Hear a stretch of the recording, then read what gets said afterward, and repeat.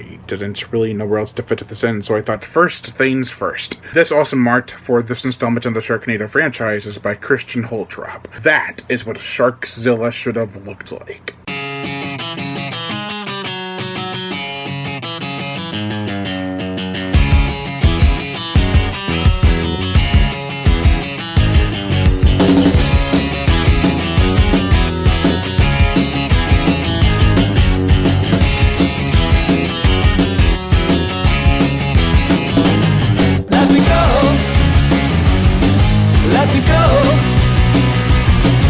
Sharknado 5 Global Swarming. It was originally titled Sharknado 5 Earth 0, which I don't prefer over Global Swarming, but that was as a parody of the third Jaws movie's first title, Jaws 3 People Zero. The plot. After finding an ancient amulet artifact under Stonehenge, Finn and Nova release another Sharknado, a single one this time, which is actually quite refreshing, that is now making its way towards London. When the devastating attack happens, Little Gil, who's played by a better actor, Billy Barrett, than the previous child actor for sure, is sucked up into the vortex. Then, out of the blue, the Sharknado teleports to a different location, and it does so throughout the film. Awesome! This is on a par, if not better, than Sharknado 3. Oh hell no, in my opinion. Which, Part 3 was my favorite. Sharknado Week 2017 proved to be a great success, with every film being at least tolerable.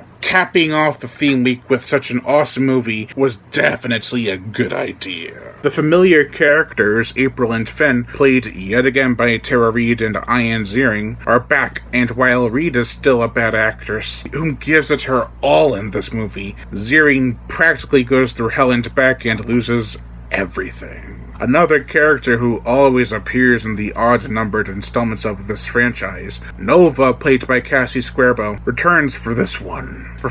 This is her best performance since Part 3, and her and Finn's camaraderie and dialogue together is so genuine. You can tell they've been long-time friends who have gone through hell together. The main side characters, Matt played by Cody Linley, and Gemini played by Masila Lucia, all do great as well. Matt is now a survivalist, while Gemini is a badass. Russell Hodgkin from Z Nation, Katie Price, Jenna Sims from 3-Headed Shark Attack, David Knudsen from An American Werewolf in London, Gilbert Gottfried from Aladdin, and a surprise character, Dolph Lundgren from Rocky IV and Don't Kill It are all great cameos. I do wish the lovely Lucy Pinder and sexy Yanat Garcia had more screen time, but I digress. Speaking of characters, there are some twists in here that actually made my lip pout and a tear fall down my cheek. I know, what am I, crazy? But as I live and breathe, Sharknado 5 Global Swarming made me feel sad for certain characters. Thunder Levin has been writing Sharknado movies from the beginning. This time, however, Scotty Mullen, who also wrote Zombies, has been handed the reins. I think Thunder needed a break to wrap his head around this crazy awesome series. Scotty spent us a great tale of Sharknado carnage and ideas. Get it? Spins?